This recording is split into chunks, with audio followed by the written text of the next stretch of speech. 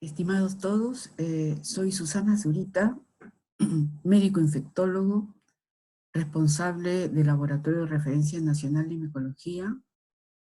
Y en la siguiente presentación se denomina Utilidad clínica epidemiológica en la determinación de sensibilidad antifúngica de hongos levaduriformes. El objetivo de esta charla es revisar los hongos levaduriformes, en este caso van a ser cándidas, desde el punto de vista epidemiológico y desde el punto de vista de métodos de determinación de sensibilidad antifúngica para ver su utilidad clínica epidemiológica.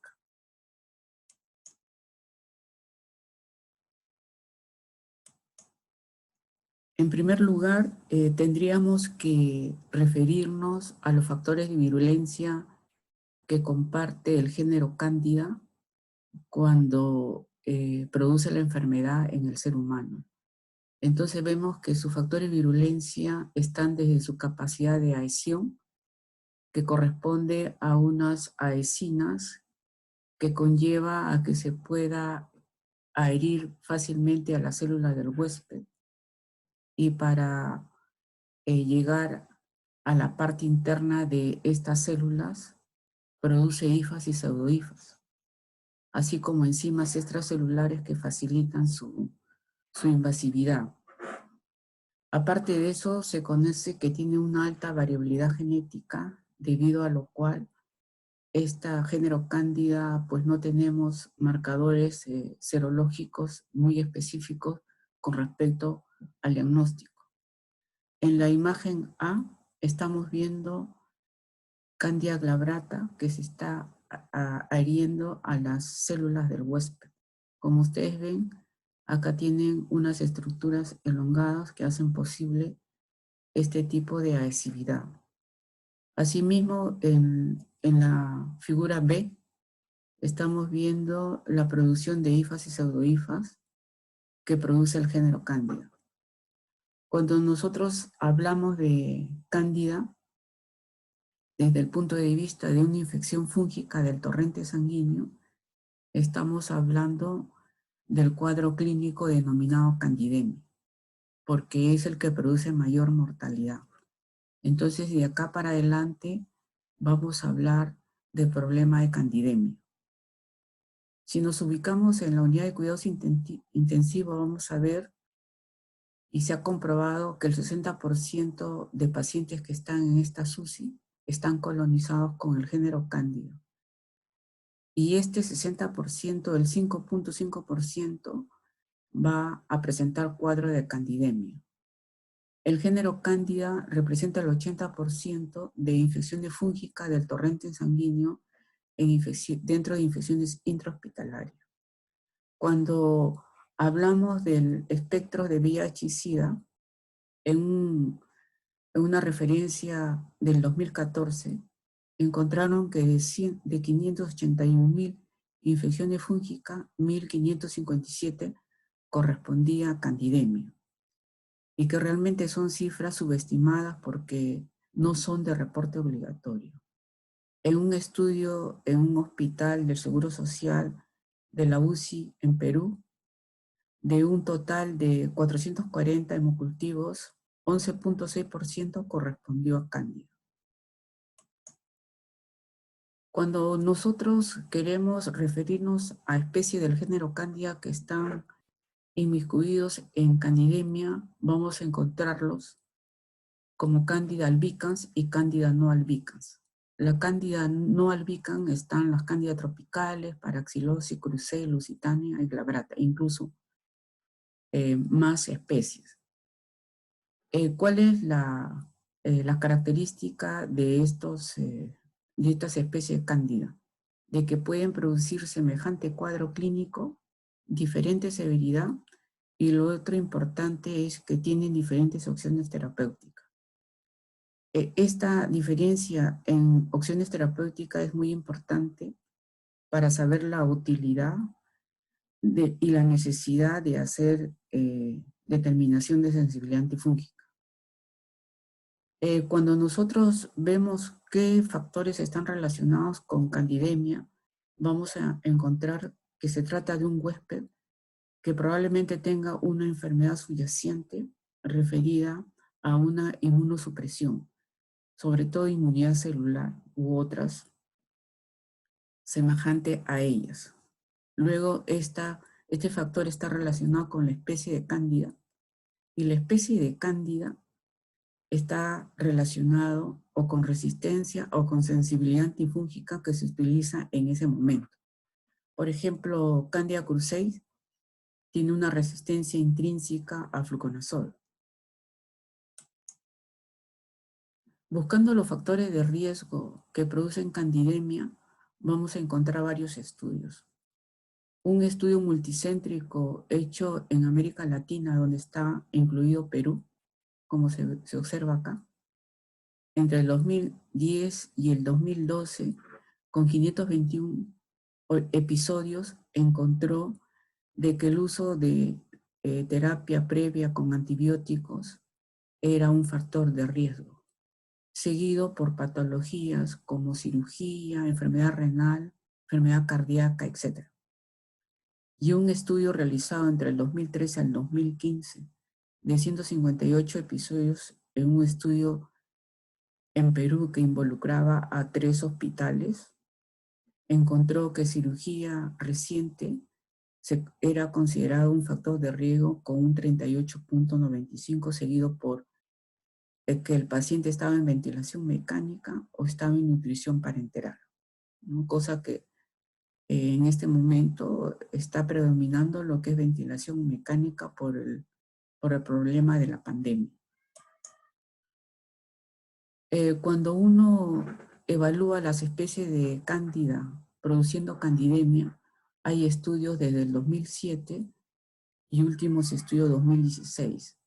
En el 2007, en Asia, Pacífico y en Europa, donde contó con 10.337 especies de cándida, luego se hizo solamente en América Latina, en el 2012 y el 2013, vemos que en el 2007, Candida albicans era la que predominaba. Y luego vamos a ver que en América Latina van a estar predominando las Candida no albicans. Una relación entre Brasil y Perú, vamos a encontrar que en Perú, Candida albicans está predominando en el 2006, en el 2011 también, y en el 2016, estamos en el 2016, en 2016 al 2015, vemos que las cándidas no albicans son las que probablemente estén predominando. Entonces, vamos a encontrar que en el Perú, en el 2006 hasta el 2016, Candida albicans era una especie que predomina entre el 48% al 28%, y Candida no albicans, donde se encuentra Paraxylosing tropicalis, Guillermondi, glabrata, etc., incluyendo krusei, vamos a encontrar que está entre el 50 al 70%. Entonces, la caracterización de especie y su relación epidemiológica es muy importante para ver la resistencia antifúngica. Y eso se observa acá, cuando vemos resistencia al fluconazol con respecto a América Latina y el resto del mundo, y Perú y Brasil. Vamos a encontrar que Candida no albicans no generan dificultades terapéuticas. Sin embargo, emergen como nuevos patrones de sensibilidad antifúngica, y los reportes de resistencia tienen variaciones regionales y locales muy notorios. Eso es importante para tener en cuenta de que cada país tiene que hacer su vigilancia de resistencia, en este caso a fluconazol, y en la siguiente diapositiva vamos a ver el voriconazol. Por ejemplo, en este cuadro vamos a observar que para el 2007, Candida albicans tenía una baja resistencia, una muy baja resistencia al fluconazol, pero sí tenía alta resistencia al glabrata. Y cuando vemos en América Latina, en el 2012, vemos que paraxilosis es la que mostraba resistencia al fluconazol, más que el albicans. Y cuando vemos Perú y Brasil, vamos a encontrar que en el Perú se encuentra resistencia al fluconazol para la paraxilosis. Lo otro importante es que del último estudio realizado en el 2015, de 158 episodios de candidemia, 17 cepas, es decir, glabrata, fueron sensible dosis dependiente a fluconazol, y eso constituyó el 10.7%. De ahí la importancia de caracterizar la especie del, del género Cándida y asimismo hacerle la determinación de sensibilidad antifúngica. Cuando se ve esto en voriconazol, también se ve pues que hay una alta resistencia para el 2007 a voriconazol para Candida glabrata. Sin embargo, cuando se ve en el 2011 para Perú versus Brasil, vamos a ver que Candida albicans se constituye también en resistente al voriconazol.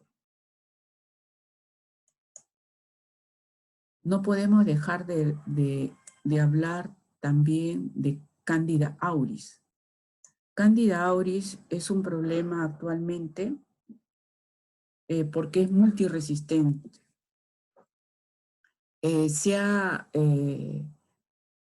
notificado 304 aislamientos en 19 países y estas Candida auris han sido divididas desde el punto de vista molecular en clados. Entonces tenemos el clado 1 que corresponde al sur de Asia, el clado 2 que corresponde al este de Asia, el clado 3 a Sudáfrica, el clado 5 que es de Irán. Entonces vemos de que dependiendo cuál es su genoma, sus características, lo podemos encontrar en diferentes partes del mundo. En el Perú no se ha reportado aún, pero sí podemos verlo en el clado 4, por ejemplo, está en Venezuela, en Colombia, en Panamá y en Estados Unidos. Dentro de los factores de virulencias que llaman la atención de Candida auris es el factor de agregación, lo cual hace posible su persistencia y la formación de biopelículas, su persistencia en el entorno hospitalario y sus mecanismos que presentan resistencia antifúngica y la producción de enzimas líticas que hacen posible su introducción en las células del huésped. Cuando uno se pregunta en qué se diferencia esta especie de las otras ya conocidas, vamos a ver que no es identificado por los métodos comerciales basados en técnicas fenotípicas, lo que le hace difícil su identificación. Y ahí la necesidad es la siguiente. Si, por ejemplo, tenemos una cepa de Candida spp que es multiresistente, hay que diferenciar si se trata de una Cándida de las conocidas o se trata de una Cándida auris. Entonces ahí lo que podemos hacer es utilizar para la identificación de Cándida auris el malditol, que es el cual nosotros contamos en el Laboratorio de Referencia Nacional de Micología del INS. Presenta una elevada resistencia a los antifúngicos, es otra diferencia con otras especies. Puede colonizar indefinidamente a los pacientes favoreciendo la transmisión de paciente a paciente y persiste durante semanas en el entorno hospitalario.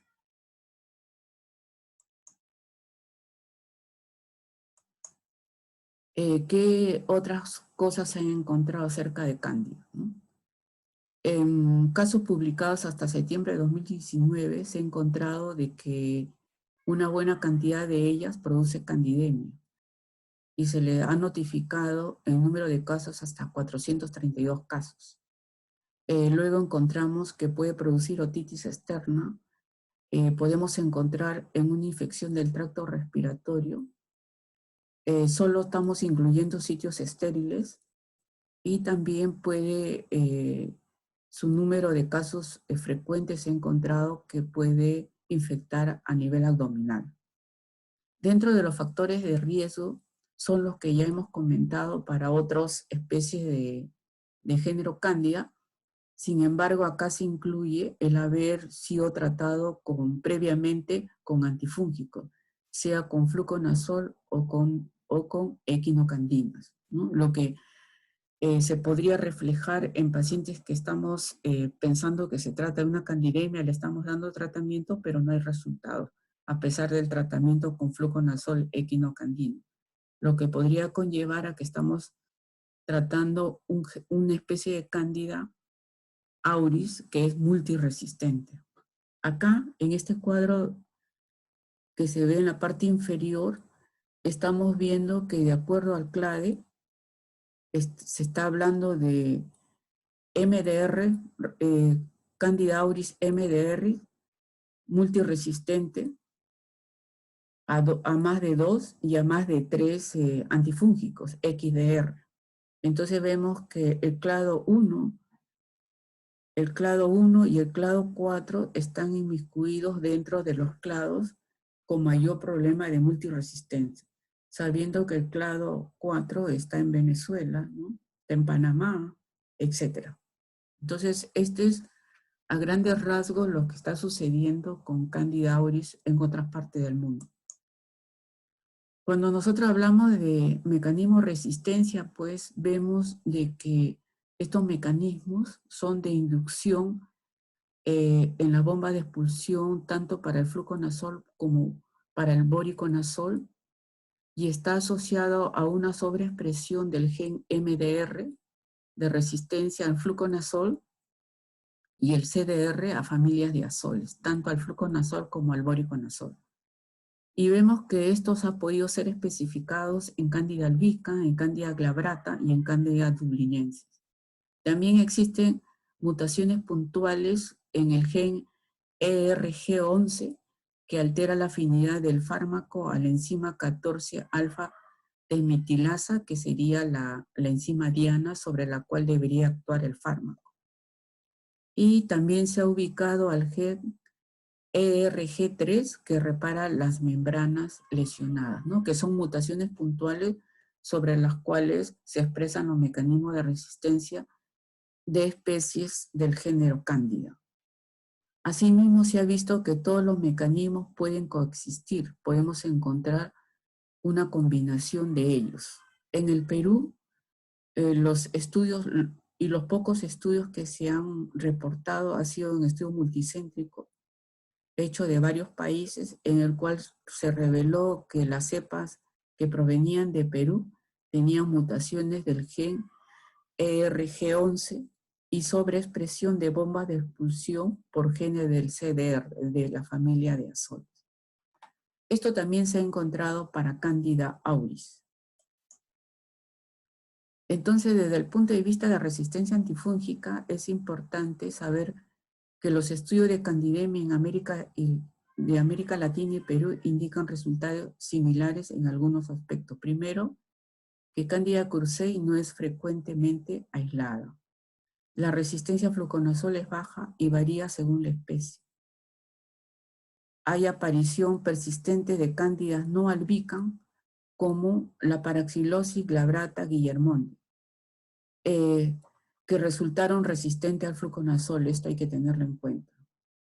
La identificación de especie y sensibilidad son obligatorios en candidemia, ¿no? En este cuadro clínico de candidemia es obligatorio identificar la especie y la sensibilidad a los antifúngicos. Lo otro es correlacionar los resultados de sensibilidad con la respuesta clínica al tratamiento in vivo y continuar con la vigilancia de la resistencia. Entonces la pregunta es, ¿cuándo se deben realizar las pruebas de sensibilidad antifúngica? Ya lo hemos comentado en toda la micosis invasora, específicamente en candidemia. en todas las cepas que proceden de enfermos con algún tipo de inmunosupresión, ¿no? Porque estaríamos hablando de un deterioro específicamente de la inmunidad celular de linfocitos T. En las micosis orofaringe y mucofaringes que no responden al tratamiento, también en esa situación se deben realizar las pruebas de sensibilidad antifúngica. En enfermos que han recibido profilaxis antifúngica previa, y para determinar el nivel de resistencia frente a nuevos compuestos con actividad antifúngica que se estarían utilizando en el país. ¿En qué otras situaciones? En micosis producidas por patógenos emergentes y no se dispone datos previos de su sensibilidad. Ante cualquier tipo de micosis que no responde al tratamiento administrado, porque se puede estar dando el tratamiento y no responde, como ya hemos visto en el caso de Candida auris. Cuando se requiere conocer la prevalencia de cepas resistentes en el hospital y en estudios epidemiológicos, ¿no? Es algo que nosotros estamos haciendo con OMS, OPS, en una vigilancia mundial específicamente de candidemia. Entonces, ¿cuál sería la utilidad de las pruebas de susceptibilidad? Primero, que nos darían datos para el tratamiento inicial de las micosis, también para cambiar el tratamiento al identificar la especie, sí, eso es importante, para hacer un tratamiento específico en algunos casos, para el desarrollo de nuevos fármacos también es importante, investigación clínica y una política antimicrobiana específicamente puede ser en cada hospital, siempre y cuando se sepa qué tipo de especie de cándida están circulando en su unidad de cuidados intensivos, etc. Entonces, la prueba de susceptibilidad tiene un alto componente desde el punto de vista de utilidad clínica. Eso nos hace ver la necesidad de saber cuál prueba de susceptibilidad de sensibilidad frente a los antifúngicos tenemos. Entonces, si lo queremos diferenciar uno de otros, tenemos método de referencia y los sistemas comerciales. Dentro de los métodos de referencia referidos a levadura, en este caso cándida, vamos a encontrar el método de referencia de microdilución. Este método de microdilución es documentos del IME 27 del CLSI y el documento 7.3 del EUCAS. El CLSI son pruebas estandarizadas americanas y el EUCAS son pruebas estandarizadas europeas. Y con respecto al método de referencia, que es la microdilución, tenemos un método que es discodifusión, que es el M44, que ha sido desarrollado por CLSI y que se tiene que medir con el método de referencia que es de la microdilución. Dentro de los métodos que son sistemas comerciales, también tenemos de microdilución que pueden ser hechos en placas, en tarjetas o en galerías. Y el difusión en agar que puede ser realizado en tiras, en disco, en tabletas, ¿no? Como la tira de LTS o disco de difusión, utilizando disco. Sin embargo, en el caso de prueba de sensibilidad, estos están siendo siempre trabajados con un comité en el cual se mueve bastante los nuevos puntos de corte. Entonces vamos a hablar de los nuevos puntos de corte del CLSI respecto a los métodos de referencia, al M27 y al M44. Primero, entender que los puntos de corte que maneja las pruebas de sensibilidad antifúngica son puntos de corte clínico y puntos de corte epidemiológico. Entonces, cuando nosotros hablamos de puntos de corte clínico, vamos a saber que estos nuevos puntos de corte están especificando punto de corte clínico especie específico, donde se categorizan si el aislado es tratable, sensible, o no es tratable y es resistente. Entonces, la determinación de los puntos de corte clínico que se especifican en estos documentos se basan en la distribución de la SIN, en los parámetros farmacocinético y farmacodinámico, en modelos animales, en tratamiento y evolución clínica. Entonces, todos estos parámetros, no solamente el SIN, sino todos estos parámetros que se comentan acá, se correlacionan para llegar a un punto de corte clínico, para poder categorizar al aislado en sensible y en resistente. Pero cuando nosotros hablamos de punto de corte epidemiológico, que es punto de corte que se trabajan o que se han publicado en otros documentos estandarizados, estamos hablando de puntos de cortes epidemiológicos que se basan en la distribución del SIC para separar poblaciones salvajes de las poblaciones no salvajes, definiéndose como población salvaje aislados sin mutaciones o mecanismo de resistencia adquirido, y como población no salvaje aislados con mutaciones o mecanismo de resistencia adquirido. Entonces, los puntos de corte epidemiológico hacen esta diferenciación. ¿Qué otra cosa debemos saber? Que los puntos de corte epidemiológico se han publicado en un documento del CLSI, el M57. Entonces, en el M57 se determina cómo hacer puntos de corte epidemiológico en el caso de pruebas de susceptibilidad antifúngica. Y se encuentra primero que tienen que participar como mínimo 3 laboratorios, tienen que haber trabajado entre ellos, entre todos ellos, un número total de 100 especies de cándida y que ninguno de ellos sobrepase más de 50% de haber realizado sensibilidad antifúngica del número total de especies de cándida. Y entonces ellos tienen procedimientos muy estrictos para hacer puntos de corte epidemiológico. Esto se ha estandarizado en este documento, el M57, su primera edición 2016. Entonces, los puntos de corte epidemiológico, ¿qué te dicen? Primero, que no clasifican a los aislados como sensibles y resistentes, tal como lo haría punto de corte epidemiológico. No predicen respuesta terapéutica, no deberían usarse como guía terapéutica y deben determinarse según SIN por dilución en caldo, sea el CLSI, que es el americano, el UCAS, el europeo.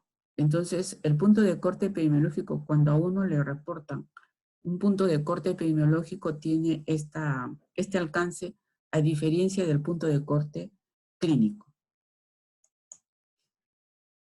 Entonces, cuando nosotros hablamos ya de los métodos de referencia y nos referimos a las cándidas, vamos a encontrar que cada cierto tiempo hay una revisión de estos puntos de corte clínico que son siempre utilizados. Por ejemplo, este es el M27, la cuarta edición 2017, ¿no? El EUCAS también ha hecho su publicación como documento 7.3 2017, pero nosotros en esta charla vamos a hablar del CLSI, porque es lo que nosotros hacemos. Entonces, cuando hablamos de la prueba de sensibilidad para levaduras, método de referencia, en cuanto a punto de corte clínico, primero vamos a ver de que no se ha resuelto los puntos de corte clínico para anfotericin B, itraconazol y equinocandinas. No hay puntos de corte clínico para criptococo, trichosporum, rhodotorula, malacea y otras especies. Tampoco se incluyen dentro de levaduras al género Geotrichum, Malassezia, Rhodotorula, Saccharomyces y Trichosporum. Y tampoco se incluye la fase levaduriforme, que corresponde al hongo dimórfico Sporotrichs, histoplasma, coccidioides y parapsidosis, y otros que son menos frecuentes. Entonces, esto es importante recalcar. Cuando nosotros vemos los puntos de corte clínico en el documento M60, donde han sido publicados en el 2017, vemos pues que están referidos solamente a nidolofungina, a caspofungina, a micafungina, voriconazol y fluconazol, que es lo que más se usa en el Perú. Y también ya tenemos caspofungina. Entonces, cuando hablamos de punto de corte clínico, no está en este documento ni la anfotericin, ni la flucitocina, itraconazol, la isobuconazol y el posaconazol. Ellos están como punto de corte epidemiológico. El otro cambio que ha habido en el 2017 es que se cambió la categoría de voriconazol susceptible, dependiente de la dosis, a intermedio. Entonces vemos que en el método de referencia, que es la microdilución, se ha introducido otro término de intermedio, que corresponde al voriconazol. Otra cosa que llama la atención es que para el voriconazol Candida glabrata, en microdilución, no hay un consenso en cuanto a los puntos de corte clínico. Entonces, por eso es que acá se ven celdas vacías, ¿no? También no se encuentra consenso para puntos de corte de Candida glabrata para fluconazol, ¿sí? Para sensibilidad o intermedio. Para Cruzei esto está vacío porque acuérdense que Candida Cruzei es resistente intrínseco a fluconazol. Entonces, estas lecturas que uno hace de los documentos estandarizados y aprobados desde el punto de vista del CLSI para lo que es prueba de sensibilidad, método de referencia, es el M60 y en este caso se está trabajando en el 2017. En cambio, cuando nosotros vemos punto de corte epidemiológico, ya nos estaríamos refiriendo al documento M59 y este ha sido publicado en el 2018 en la segunda edición. Acá se han agregado valores de corte epidemiológico para posaconazol y fluconazol en varias especies, ¿no? Entonces acá ya están hablando de dublinienses, guillermondi y lusitania. Pero recordando cuáles serían los parámetros que corresponden a lo que significa un punto de corte epidemiológico. Luego tenemos que hay valores de cortes epidemiológicos establecidos para posaconazol, anfotericin B, para el complejo de especies, específicamente para paraxilosis, ¿no? Acá lo tenemos. Que también han cambiado, paraxilosis es un complejo, el cual incluye al Atraxilus y al metaxilosis, ¿no? Entonces, esta es la diferencia con respecto a la interpretación del método de referencia y sus resultados. Ya cuando entramos al método de sensibilidad de difusión en agar, también vamos a encontrar algunas diferencias, que es importante mencionarlo para entender la interpretación. En esta diapositiva vemos pues que actualmente se trabaja el método de sensibilidad en difusión en agar de los documentos del CLSI, que es la tercera edición, M44-2018, y que está reemplazando al que correspondía al 2009, y tenemos el M60, 2017, y que está reemplazando al M44, que era el S3. Entonces, cuando nosotros revisamos estos documentos que van variando con el tiempo, vemos que hay una evaluación, una evolución, y en base a eso se va ajustando más estos puntos de corte. En este caso, ya se habla de puntos de corte específico de especie. Existe evidencia suficiente de que la distribución de zinc para especie de cándida versus agentes antifúngicos puede ser diferente entre especies. Y según eso se ha asignado punto de corte específico de especie. Lo otro es que se revisan las categorías de interpretación, ya no solamente hablamos de susceptible dosis dependiente, sino también se introdució el término intermedio y el ya conocido resistente. Lo otro es que se ha agregado en todo lo que es el M44 en difusión en disco a la mica fungina. Y se especifica especie de cándida para lo que no se ha determinado aún el diámetro de inhibición y su interpretación. Eso, por ejemplo, sucede con cándida tropicales para el caso del voriconazol, ¿no? Lo otro que también se revisa de manera muy seguido es actualizar la nomenclatura de la especie de cándida, diferenciando en que si es especie única o si es un complejo de especies.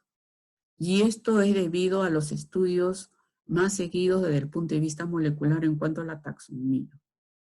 Este boletín corresponde a un boletín que tiene que ver con susceptibilidad antimicrobiana del CLSI, donde ellos reportan que el Colegio Americano de Patólogos, en la mayoría de estos laboratorios, el 77%, o sea, de 107 laboratorios, 82 todavía estarían usando guías obsoletas con respecto a los puntos de corte epidemiológico.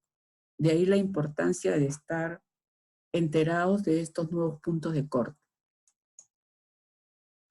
Esta diapositiva es para señalar cómo los puntos que corresponden al zinc, en este caso de caspofungina, en 5 especies, cuando se trabaja como Candida spp, que era la manera como antes se reportaba la resistencia antifúngica, se encontraba un rango, en este caso, entre 0.08 a 0.03.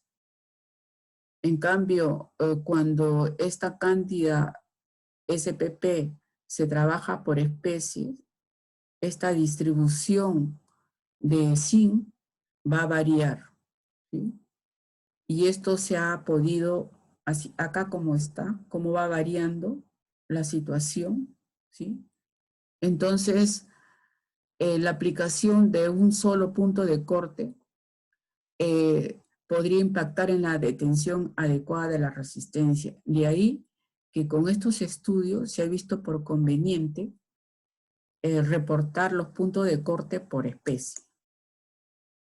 Este es los puntos de corte clínico para agentes antifúngicos a las 24 horas, y hay una equivalencia entre puntos de cortes por disco difusión, el M44 y el M27 por microdilución. Entonces vemos que ya tenemos puntos de corte clínico específicamente para Albicans, para Guillermondi, para Cruzet, para Xylosis tropicales en el caso de caspofungina, micafungina, voriconazol y fluconazol.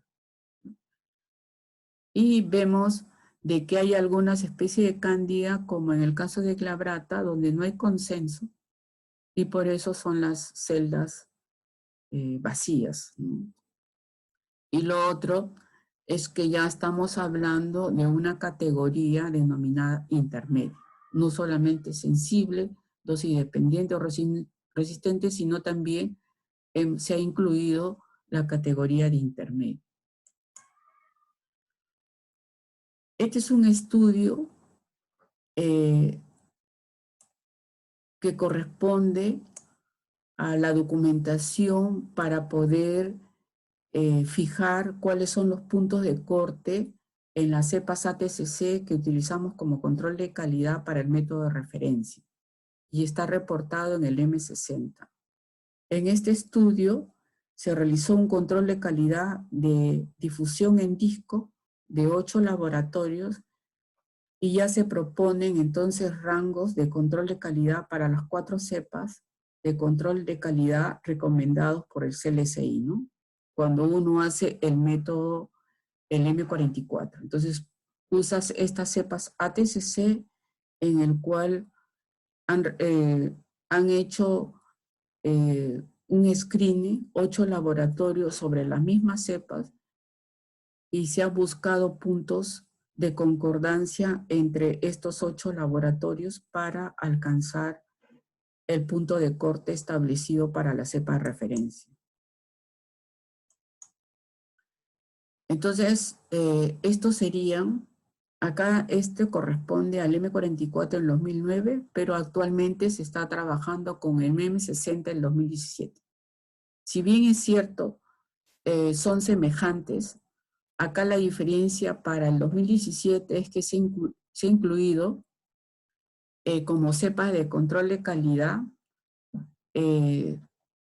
un disco que contiene 10 microgramos para la micofungina, ¿no? Y estos serían sus nuevos, sus puntos de corte, sus diámetros, su zona de diámetro, sus rangos para micafungina con un disco que contenga 10 microgramos, ¿no? Entonces ahora sí se puede agregar para difusión en agar del CLSI la micofungina y se basa en estos resultados. Acá nuevamente vemos cómo ha cambiado en el 2017 y se ha agregado un nuevo disco que contiene micafungina 10 microgramos, diferente al 2009 en el cual solamente trabajamos con caspofungina, fluconazol, posaconazol y voriconazol. ¿Qué hay con respecto a los métodos comerciales de difusión en agar? Tenemos métodos comerciales cualitativos cuantitativos, que serían discos que pueden corresponder a Oxoid, BBL o Malbran, o pueden ser tabletas en neosensitat y tiras ETS o leoflichen. ¿Cuál sería la pregunta que uno debería tener cuando adquiere cualquiera de estos métodos comerciales? Primero, si presentan estudios de validación clínica y análisis de correlación con los procedimientos de referencia actualizados. Eso es muy importante, ¿no? Y eso tiene que venir en el inserto del método comercial de difusión en agar que ustedes han adquirido. Entonces es importante saber que ya han sido validados previamente. Dentro de eso tenemos el ETS, y sabemos que el ETS es un método cuantitativo de difusión. Es importante ver su correlación, que se dice que es mayor de 90%, pero ya no estaríamos hablando de una correlación de Candida SPP, sino tendríamos que buscar si su correlación con el método de referencia es por especies de Candida, tal como lo hemos estado mencionando, ¿no? Entonces, eso es en relación a esta diapositiva. La necesidad de saber que los métodos comerciales han tenido previamente un estudio de correlación con el método de referencia para especies de Candida y no para Candida SPP solamente. Este, por ejemplo, es un estudio en el cual se ve, pues, de que es importante ver la correlación con el método de referencia para poder sacar a la venta estos métodos comerciales. Por ejemplo, en este caso, lo que estoy yo marcando es el ETS y su correlación con el CLSI a las 24 horas. Y vemos pues que su correlación es muy aceptada, llegando entre 97 a 95%, tanto para anfotericin, 5-fluorcitosina, fluconazol o voriconazol. Entonces, estos estudios son importantes saber que se han realizado.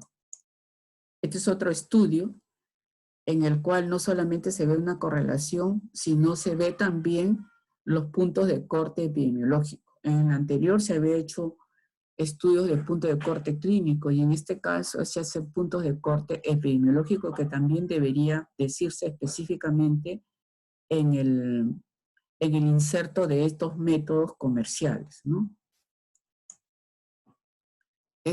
Difusión en agar, en disco, es usando tabletas Neosensitat con marca Rosco, en el cual pues hacen una correlación entre la zona del diámetro en milímetros respecto al zinc, que es importante que se muestre en el inserto, y saber que lo han hecho por especies de cándida, si es que están proponiendo esa venta. Entonces, tenemos que tener en cuenta cuáles serían las ventajas y desventajas de un método comercial. Dentro de las ventajas del método comercial es que es simple de realizar, los resultados son rápidos y bajo costo. ¿Cuáles serían las desventajas? De que depende del operador, hay subjetividad en la lectura de los halos. La lectura puede ser a las 24 a 48 según la especie, y eso hay que especificarlo, saberlo. El inóculo también es muy importante, tiene que ser de 24 horas de incubación. Lo otro es que a veces hay mucha dificultad en la reproducibilidad intra e interlaboratorio cuando se quieren correlacionar los resultados de métodos comerciales con los métodos de referencia. No se han validado las técnicas comerciales para la sensibilidad de las especies poco frecuentes, y hemos visto que vemos pues para punto de corte epidemiológico Candida lusitania, no es una especie poco frecuente, pero sí se encuentra dentro de los que pueden producir candidemia, y sobre todo no se han validado técnicas comerciales con cepas de crecimiento lento o que necesitan condiciones especiales para su cultivo, porque los métodos comerciales te especifican qué medio de cultivo utilizar, pero hay especies que necesitan ciertos enriquecimientos, lo que no te permite esta técnica comercial. Y lo otro que desventaja es por la controversia, de que la propuesta de valores de punto de corte epidemiológico para pruebas comerciales han revelado diferencias sustanciales dependiendo del método entre algunos de estos valores. Es diferente utilizar un método de test con un método de microdilución por galería o por tarjeta, etc. Y esto se requiere para poder ver, para mostrar equivalencia con el método de referencia antes de la comercialización. Entonces, esta controversia es muy importante observarla cuando uno adquiere un método comercial. Si lo que se está mencionando es un punto de corte clínico o un punto de corte epidemiológico. ¿Y qué se hace si en el laboratorio donde trabajo sale un aislado resistente y corresponde a una micosis invasiva tipo candidemia? Primero, confirmar que es un aislado puro, ¿sí? Confirmar la identificación. Puede ser que no la tengamos, no tengamos la identificación, pero igual hemos tenido que pasar en el hospital a una susceptibilidad antifúngica. Entonces se tiene que confirmar la identificación. Confirmar el SIN por el método de referencia o el M27 para levaduras, Candida específicamente, o el M38 que sería para filamentos tipo fusario, aspergilo, etcétera, del CLSI, o enviar el aislado al laboratorio de referencia. Entonces, es muy claro el hecho de que si sale un resistente, ¿qué hacer? Entonces uno se pregunta, ¿cuáles serían las estrategias para combatir la resistencia a los antifúngicos? Primero es un diagnóstico temprano y rápido en el paciente. Y a veces depende mucho la prueba con la que contamos, ¿no? Que sería mejor una prueba que no sea invasiva, o sea, obtener muestra de sangre, por ejemplo, y que sea un diagnóstico rápido. Depende del diagnóstico temprano y rápido que obtengamos para empezar el tratamiento. Lo otro es una correcta utilización de los antifúngicos ya existentes, pero eso requiere ¿de qué?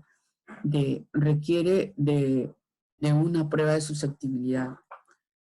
Otra estrategia es desarrollo de nuevas moléculas antifúngicas con una mejor farmacocinética y mayor actividad antifúngica. Esto es importante, ¿no? Es muy, muy importante, por ejemplo, en el caso de Candida auris, encontrar una molécula antifúngica que pueda, que sea sensible a Candida auris. Nuevas presentaciones de algunos antifúngicos, ¿no? Por ejemplo, que no solamente sea vía oral, sino vía endovenosa, etcétera. Combinación de antifúngicos, ¿no? De acuerdo a qué sitio es donde está produciéndose el ataque al hongo, ¿no? Puede ser a nivel de membrana o a nivel de pared, aumento de la dosis, ¿no? Dependiendo cuál es mi resultado antifúngico. Puede ser que sea dosis dependiente, sensible dosis dependiente. Entonces, eso me permite poder aumentar la dosis. Entonces, ¿cuáles serían las conclusiones? Con los estudios de correlación in vitro, in vivo, o sea, la correlación in vitro y clínico, se ha observado que la probabilidad de obtener un fracaso terapéutico es muy elevado cuando hemos aislado una cepa resistente al antifúngico. O sea, hay una buena correlación. Sin embargo, cuando hemos aislado un sensible, una cepa sensible al antifúngico, este no asegura que haya una respuesta favorable al tratamiento, ya que además de la sensibilidad al antifúngico, la respuesta depende de los factores del huésped, de sus comorbilidades, y hemos comentado dentro de los factores de comorbilidades varios de ellos, ¿no? Incluyendo el uso de corticoides, de inmunosupresores para pacientes con cáncer, etc. Lo otro es que los puntos de corte clínico se determinan correlacionando la acción del antifúngico con el resultado terapéutico, teniendo en cuenta la farmacocinética, farmacodinámica, dosis y mecanismos de resistencia al antifúngico. Entonces, esta es una conclusión muy importante para poder observar nuestros resultados y cómo van a ser difundidos para el médico tratante. Al médico tratante o le das un punto de corte clínico o le estás dando un punto de corte epidemiológico. Él tiene que saberlo y tiene que saber cuál es la diferencia entre ambos. ¿Cuáles serían las recomendaciones? Las recomendaciones estarían relacionadas que ante un aislado resistencia al antifúngico se recomienda comprobar la identificación de la especie aislada, la pureza del cultivo y repetir el test de sensibilidad utilizando el método de referencia de dilución o remitir al aislado a un centro de referencia. ¿No? Eso sería importante y eso de responsabilidad. Los puntos de corte epidemiológico y puntos de corte clínico del CLSI, tanto el americano y el europeo, el OCAS, pueden sufrir cambios. Entonces, ¿qué se aconseja? Consultar actualizaciones de los documentos, ¿no? Es lo que nosotros en este momento estamos haciendo. Entonces, desde ese punto de vista de todo lo que hemos tratado, estamos hablando de la utilidad, tanto clínica como epidemiológica, para las pruebas de susceptibilidad antifúngica. Muchas gracias. Acá está el equipo de laboratorio de referencia nacional de micología y estamos incluidos en este plan nacional para enfrentar la resistencia antimicrobiana que se denomina GLAS cuando esta vigilancia es a nivel mundial, ¿no? Entonces, muchas gracias por su atención y cualquier